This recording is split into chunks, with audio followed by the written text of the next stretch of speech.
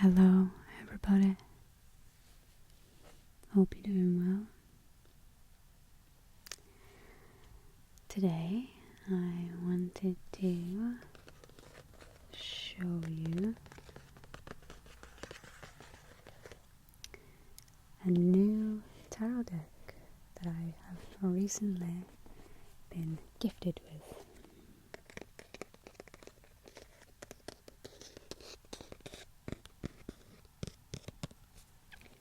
So,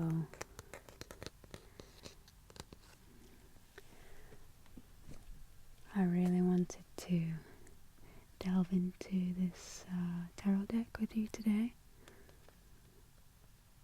so that we can see some of the images and read some of the stories and meanings that go along with it.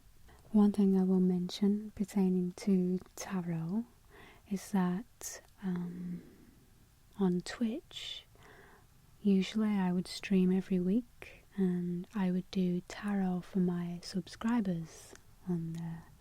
So I just wanted to let you know that anyone who is a sub to me on Patreon for the same amount that you would get free tarot from me on Twitch, you can now pop over to Patreon and get a tarot reading as a part of the $5 tier, and you also get other benefits. I've also included some new reward tiers on Patreon.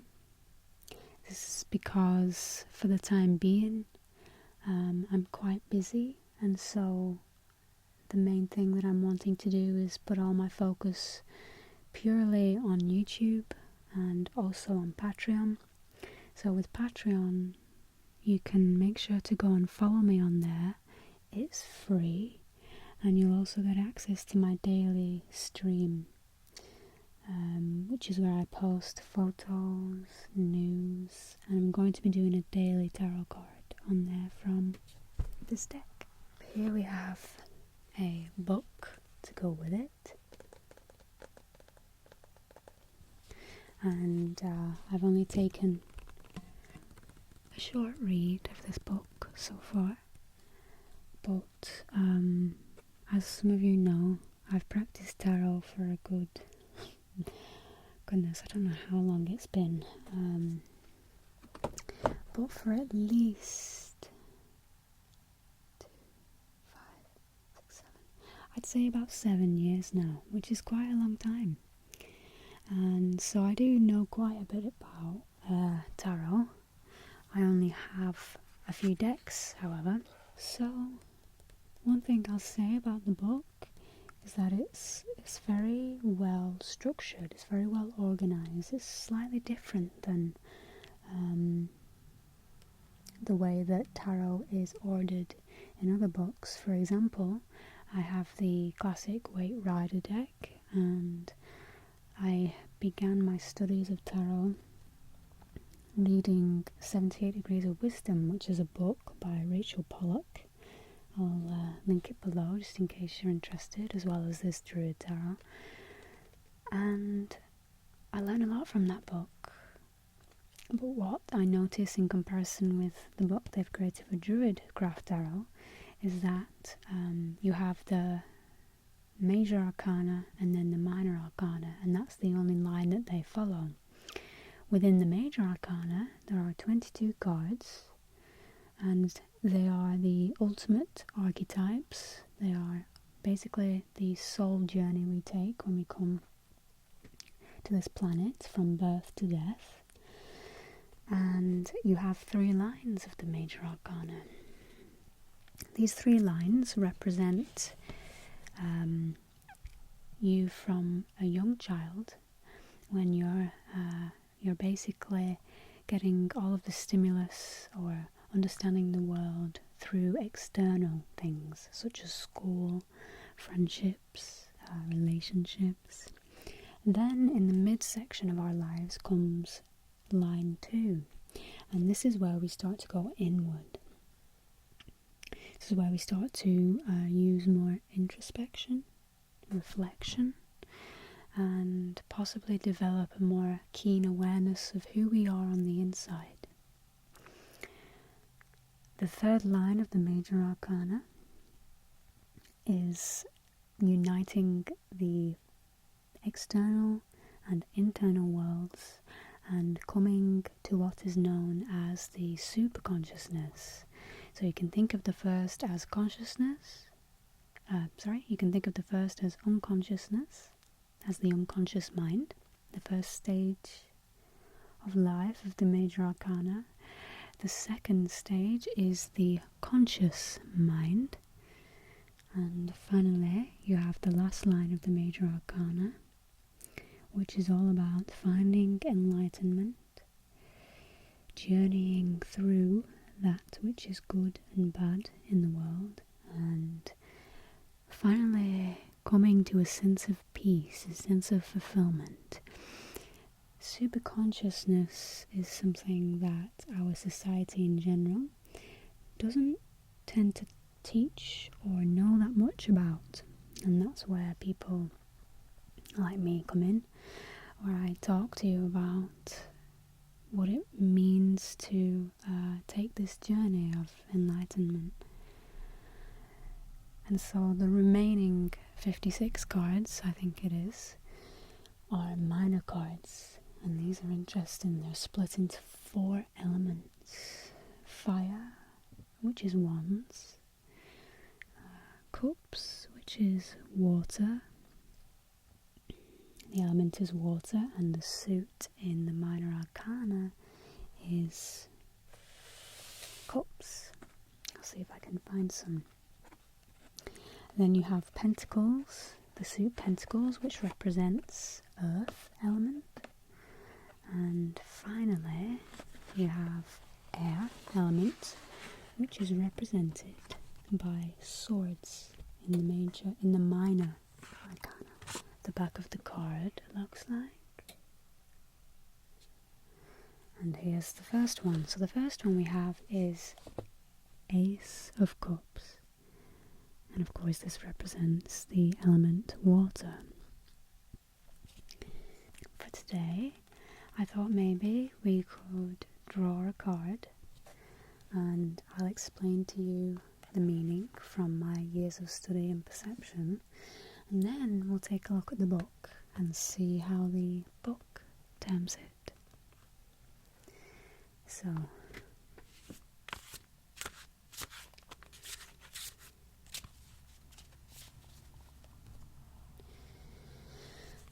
Tarot, please give us a message, a piece of advice for the day.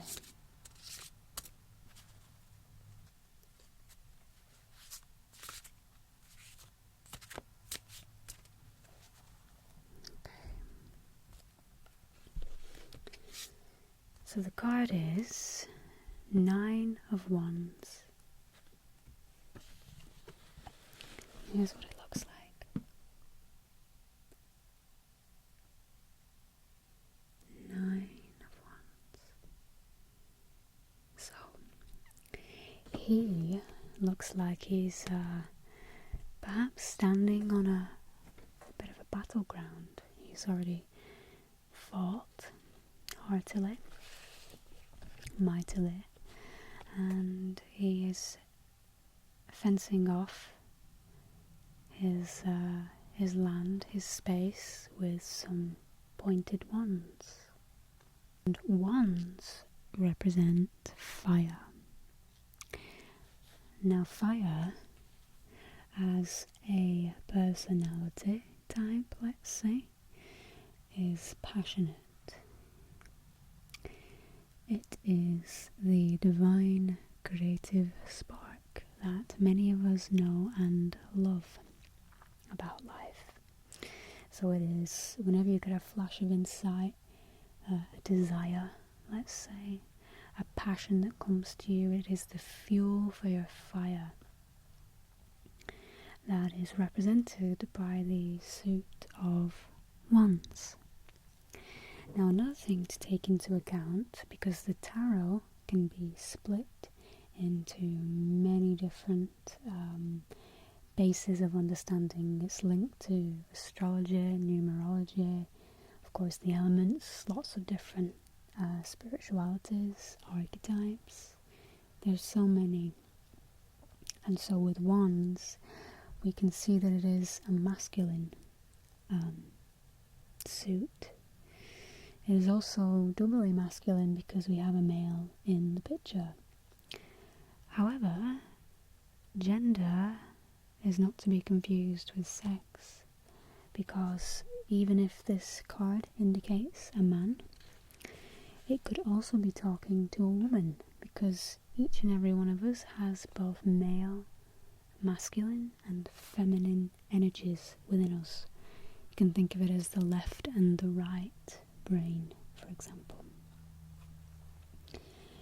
This suit, wands, is a very masculine energy because it likes to move.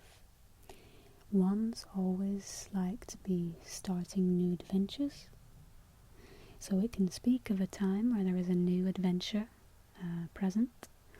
It can also speak of a battle of sorts, because wands are used as a weapon, or they can be. And so wands, if a person, for example, gets a lot of wands in their spreads, in their tarot readings, then it can mean that they are quite a fiery person, perhaps even competitive, and always like to be progressing and doing something new. They're always on the move, let's say. So with this card, plain and short, what I'll say about it is that it's very much about movement. There is some movement that has happened, and now comes the calm before the storm. So he's put up a wall to protect himself, and it shows a person who is ready and willing to move forward in life. However, they carry some sort of defense. They carry, when we apply this card to life, we see a real life situation occurring, and it's probably happened for all of us. If not, it will do so. So the minor arcana, which is what this card is, represent real life situations that could happen, that do happen to us. Tarot is a well mapped out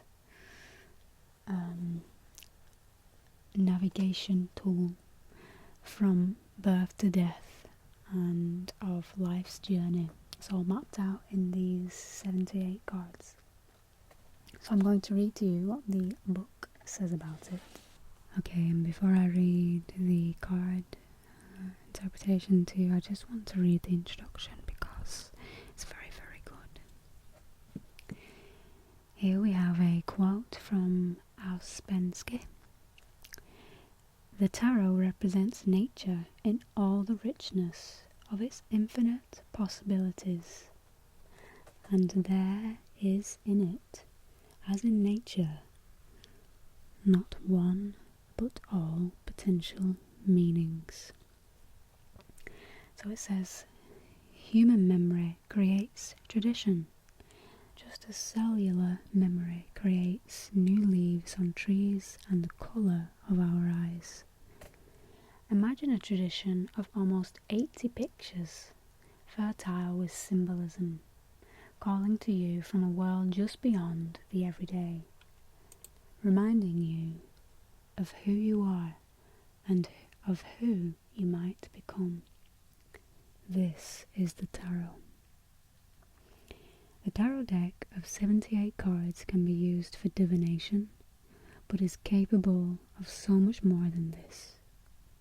Through its rich imagery, it provides an ideal vehicle for exploring those philosophical, psychological, and spiritual questions that are concerned with the purpose of our existence in the world. So 9 of Wands.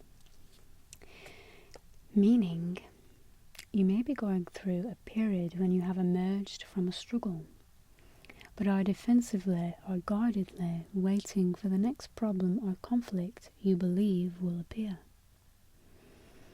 You are worried that just when the struggle seems to finally be over, something worse will come along.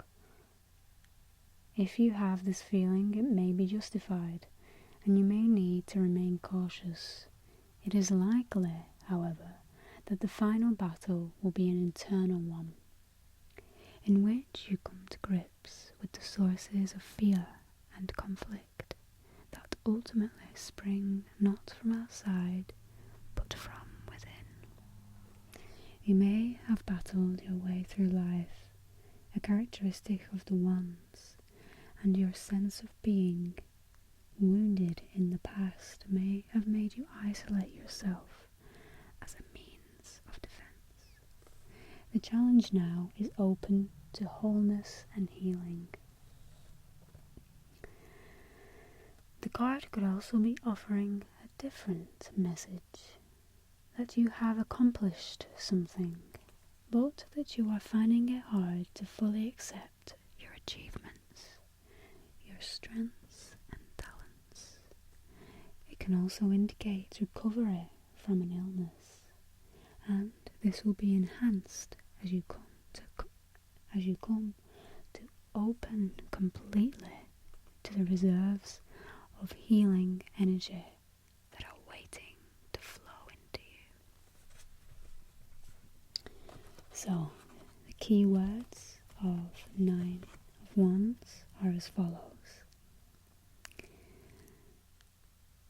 final challenge,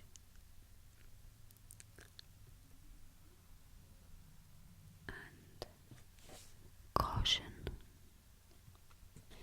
And so finally I'm just going to find a major arcana to show you, because these cards are so very beautiful.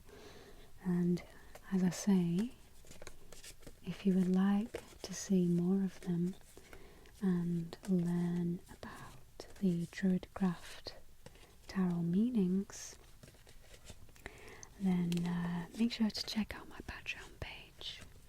As I say, you can get access to my free stream of inspiration on there, so make sure to follow me. So here is High Priestess, which is a major arcana card. I really like this one. It's a different take on these cards. Yesterday we pulled the Lovers. Okay, I will wish you all a wonderful night's rest and peace, love,